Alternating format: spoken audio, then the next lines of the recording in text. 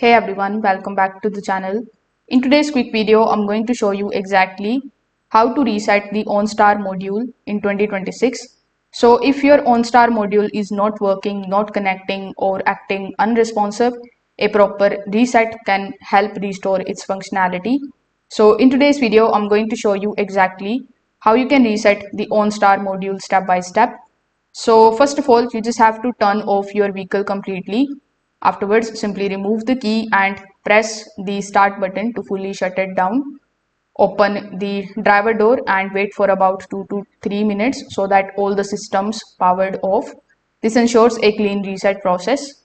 Now for a deeper reset, simply disconnect the vehicle's battery, remove the negative terminal and wait for about 5 to 10 minutes. This is going to clear the stored memory in the OnStar module. Then reconnect the battery securely.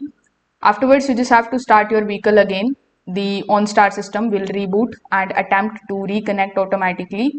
It is just give a few moments to fully initialize it. Afterwards, you just have to press the OnStar button and check if it is responding. Just make sure that your vehicle has signal coverage and an active subscription for proper operation. So if this video helped you out, make sure that you like this video and subscribe to the channel. Thanks for watching.